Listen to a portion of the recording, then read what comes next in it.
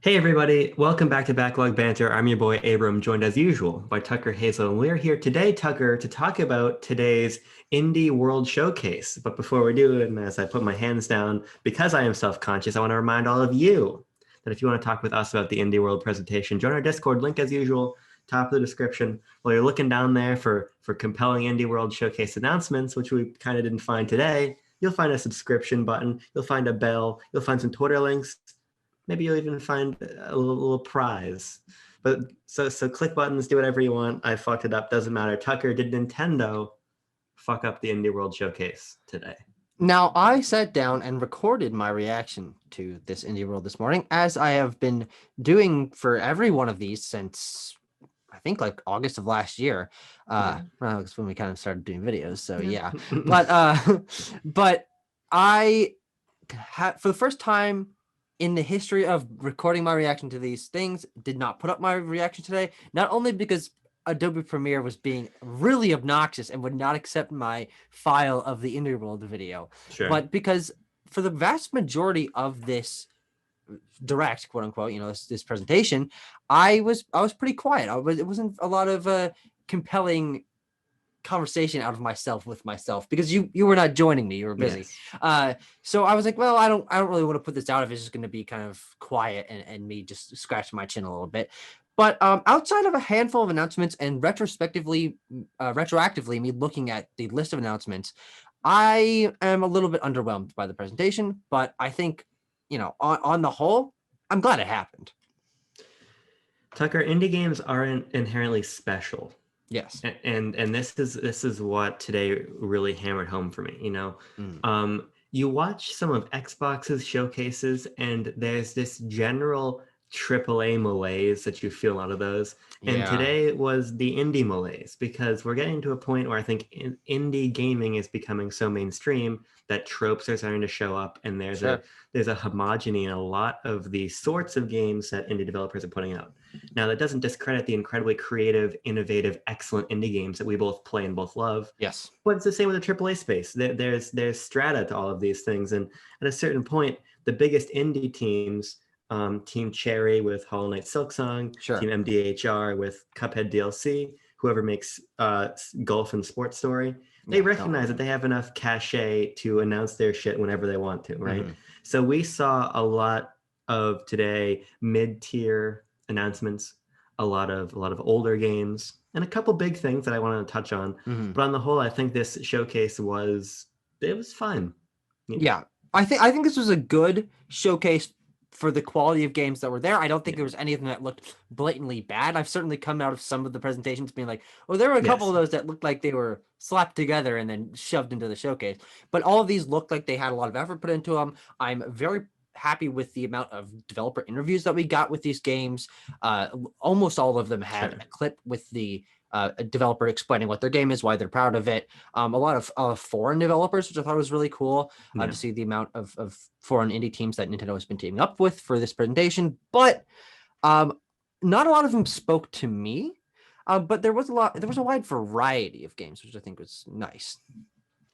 Yeah, I mean, it's hard to ultimately the problem, Tucker, is that people are watching these showcases like every other Nintendo showcase, like any presentation, for the big reveals.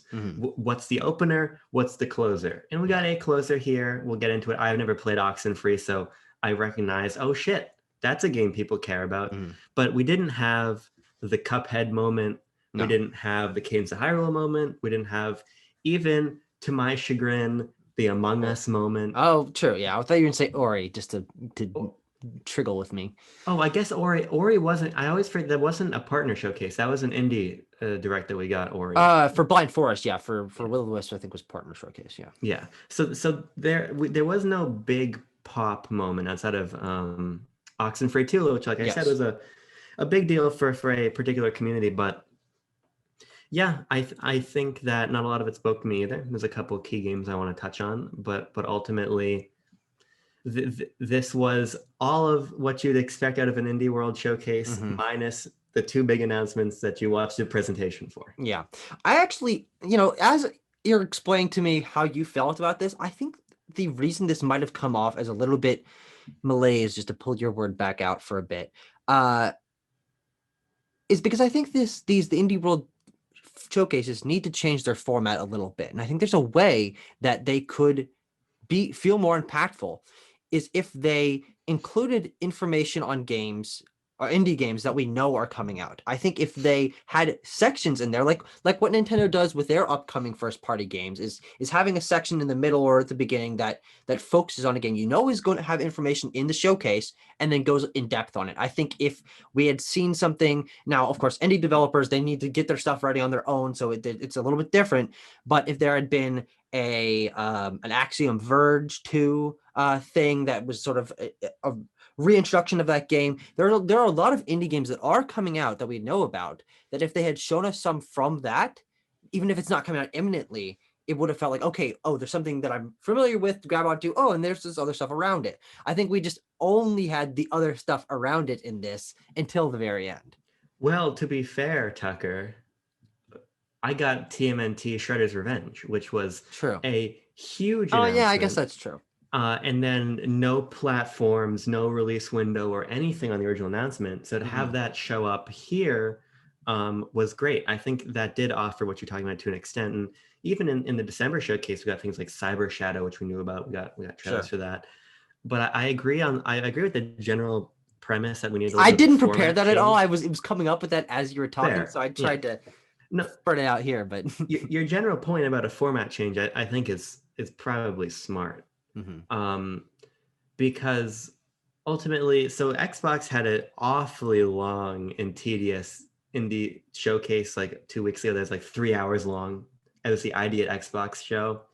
It was a clusterfuck. I don't even remember hearing any announcements that happened to that. Maybe I just wasn't paying attention, but it was a waste of everyone's time. Okay. But I think the fact of the matter is that the Indie World Showcase should pivot away, like you're saying, from being about announcements to being about the developer interviews, about these more in-depth looks, and then have some announcements around it, because I think if you reset expectations that way, there's gonna be less Hollow Knight Silk Song, less fucking Golf Sports Story, where's fucking Cuphead DLC, all of this, so I think that'd be smart. I still think it's important to have a specific focus on indie games, give them their time to pop, especially considering I think outsized compared to Xbox and PlayStation ecosystems, indies are so important to Nintendo 100%, because we can't get the lion's share of AAA, Western or voice crack, Western or Japanese AAA. So we need the indie games. So it's important to showcase them. But yeah, I think coming to these showcases for the explicit hope of getting the two big reveals is not going to hold up, Yeah.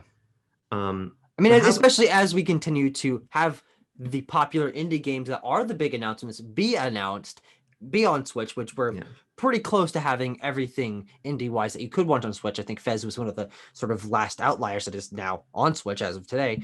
And so as that happens, it becomes less about, okay, what's being ported as what's the new stuff coming out. Because I remember watching the indie cases at the beginning for, okay, which ones am I familiar with are going to be available on Switch? Yeah, because, I mean, they're just the pump. I mean, I'm already not a big fan of hype culture in general, as you know, as we've talked about with our direct videos. But I just think you put the interviews, you put the deep dives at the forefront, and then you buttress those, pardon my language, with a couple announcements here or there and a sizzle reel. And I think that kind of sets expectations properly.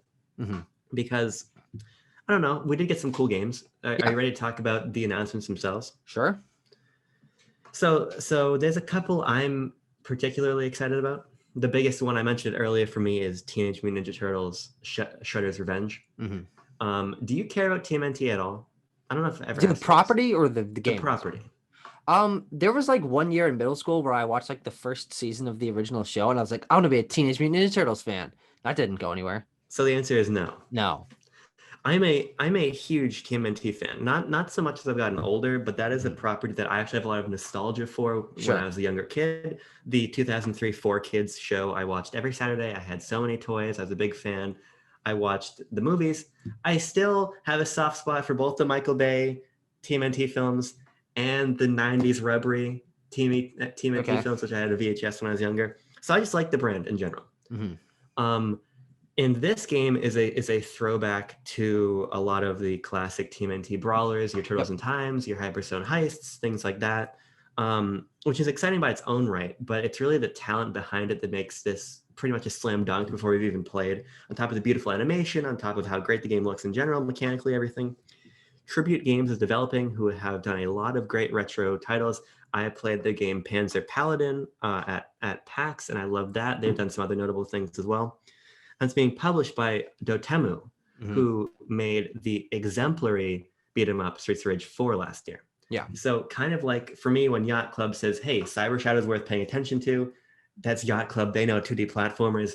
Dotemu knows classic arcade beat 'em ups. Yeah. So when they say, this game gets our thumbs up, this is something to check out, between my love of the property, between my love of the creators, of how good the game looks, this is easily one of my most anticipated games for the year. Yeah, so I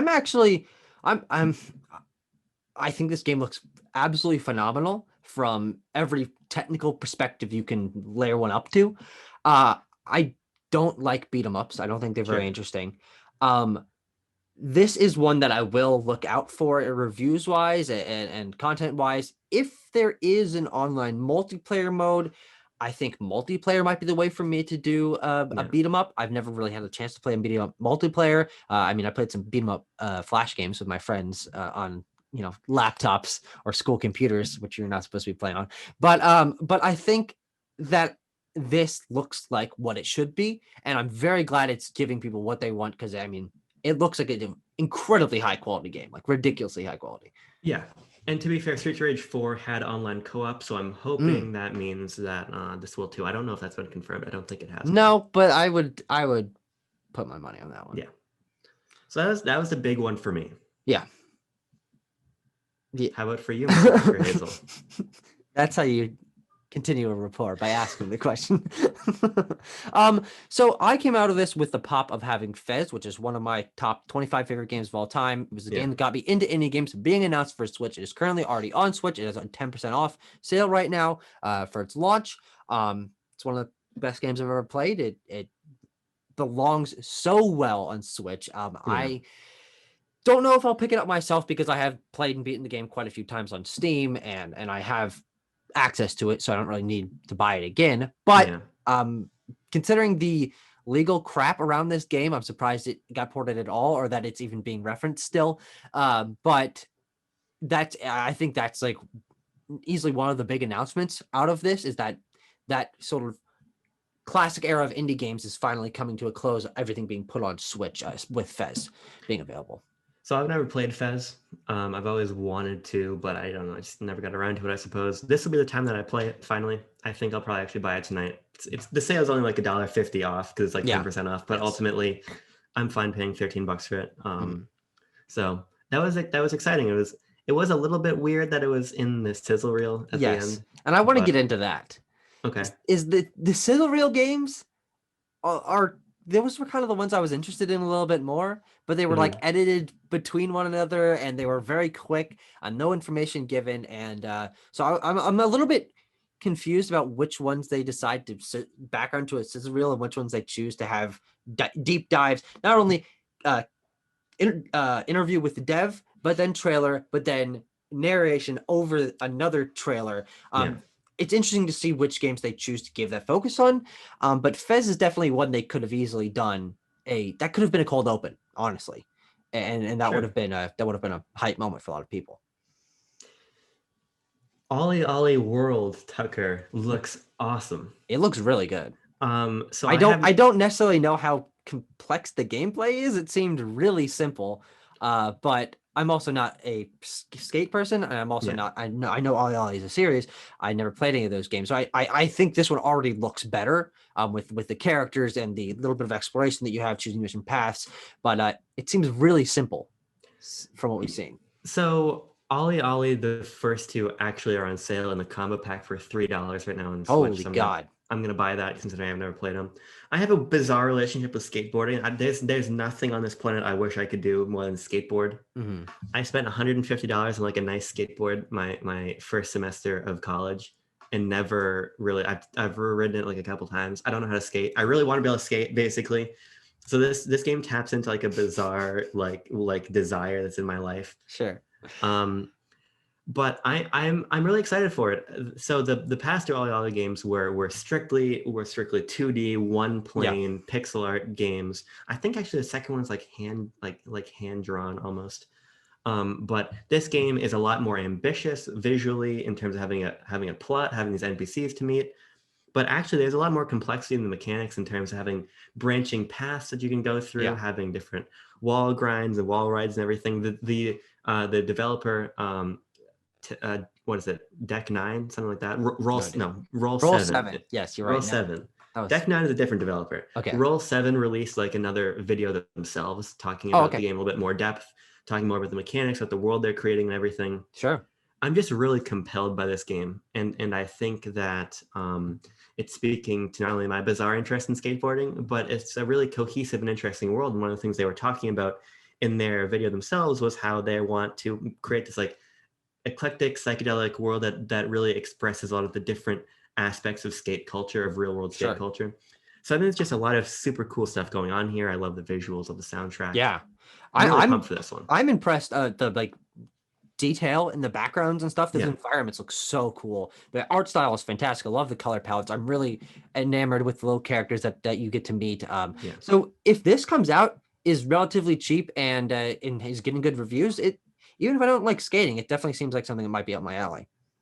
But the one I want to move on to is Aztec Forgotten Gods. Not because I don't want to. Oh, fuck you. Because this game looks crazy. I mean, it has crazy movement. It's got crazy combat. It's got a crazy high concept. Is that how you would refer to it? I don't even know. But I think this looks really impressive. I'm excited to see how it plays out in terms of length, in terms of scope, because it seems big. It's like scarily big for an indie project. But if it turns out well, like they put the effort into it, then it could be something really, really cool. Yeah, I feel like I need to watch this trailer again because everyone was really excited about it, and people on Twitter, other people on the CBR staff, but I didn't get much of an impression off of it. I thought it looked okay. I like the aesthetic. I like the scope, like you were saying. So I'll keep an eye on it, but maybe I have to rewatch the trailer until I like it. I don't know. Well, I don't know if that's the right way to do anything, but Tucker, I want to raise a point of discord that we raise in our Discord. Link in the description. Okay. I am really excited for Hindsight from Annapurna. Yes. And we had a little bit of a discussion about how Annapurna presented their content. Well, we had like 2 sentences sent. It was a very weak Discord. That's fair, but that's why we save it for the content now. Sure. I'm a big Annapurna enjoyer. Donut County, Sayonara Wild Hearts. Yes. I'm sure I'm really gonna like I Am Dead, which I bought and just haven't played yet. Edith Finch, Florence, 2 of my favorite games. Edith Finch, I tried, and it was like, hey, turn into like a snake monster, like a baby girl eating toothpaste. Now, like fucking go to Sailor. I was like, I don't know if I have the bandwidth for this game right now. I do want to play that though. But I think Hindsight looks visually stunning. I think the soundtrack was excellent. There's a little bit more information about it released after the presentation, in which you're following this woman's life from her birth to her present moment, wherever that is, and it's like a narrative puzzle game where it's about perspective, it's about moving objects and going back through memories and combing through her personal history. I think if this is a tight 2-3 hour narrative adventure game with some puzzle elements, it could be really special. And that was another highlight for me, but largely because I already really like the stuff Annapurna puts out. Yeah, I mean, obviously, as I said, I all the games you mentioned, the games that I mentioned, all fantastic games. Annapurna has a great track record, and I have no doubt that this game is going to be great. I think where we differ is that on this game is that I think this was a very weak trailer. No fucking clue what the gameplay is. You say adventure, I say what the fuck, is that true? Because I didn't see a character moving around in the trailer, and there was no indication to what the gameplay actually is. So this was really intended to get you on the aesthetic, which I think looks great. I'm a little off put by the oversimplicity of it, like there's no faces on the characters, and there's no shading on some things, but the color palettes look great. I think the environments look great. It's got a great tone.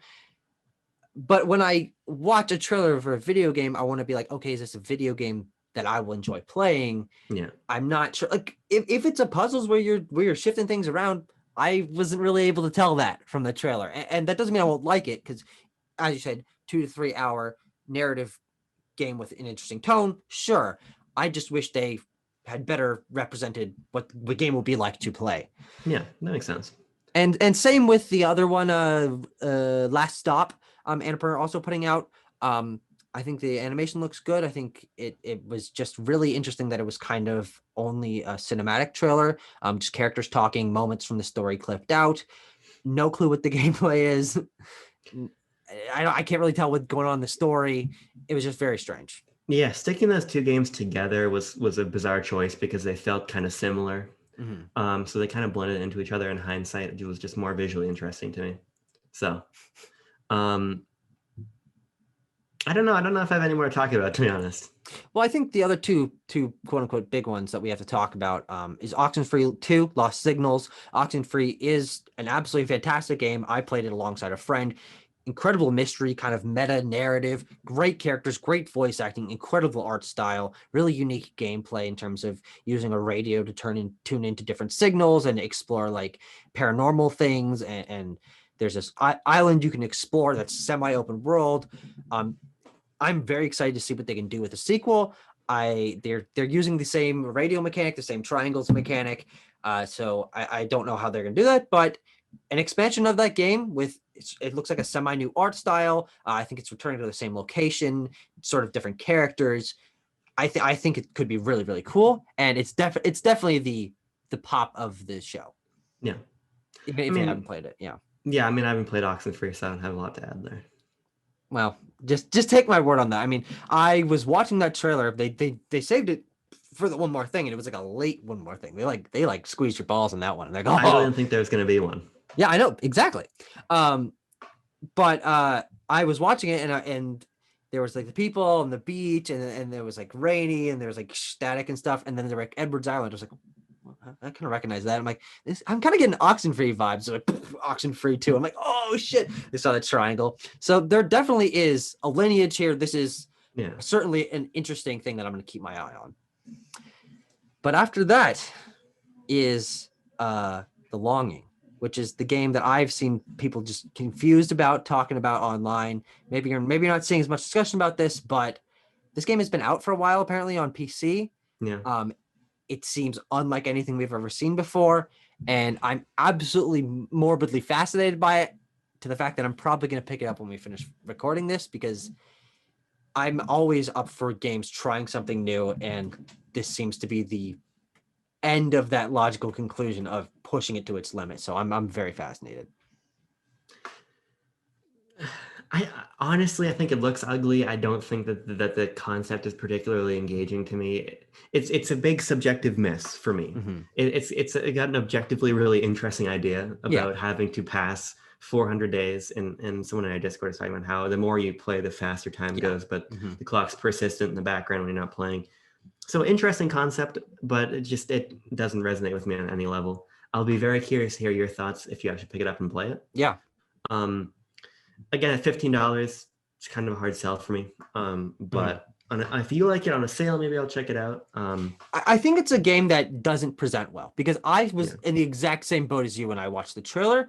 But then I saw people who had played it online be like, no, this is actually really unique. The gameplay feels weird at first, but once you get into it, it's really compelling. There's a long-term quote unquote investment here, where you can get more connected to this game than you usually are able to with games. So I think that it's something you have to experience. Although I'm just bullshitting right here. I don't know. I haven't played it myself, but I think from hearing people who have first-hand experience with it, it might be a little more engaging than it initially seems, because it definitely does not show well.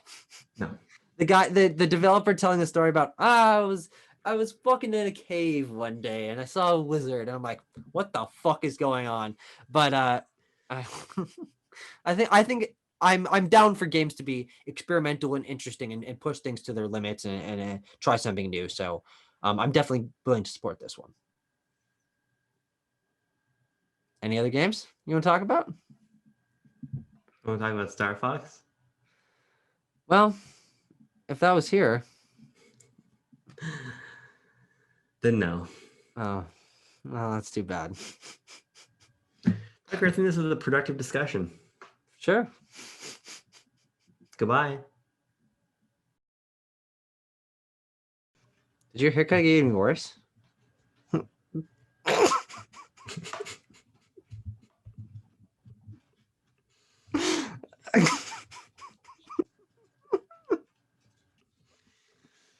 Oh, God, it was so great when you called me piss boy today.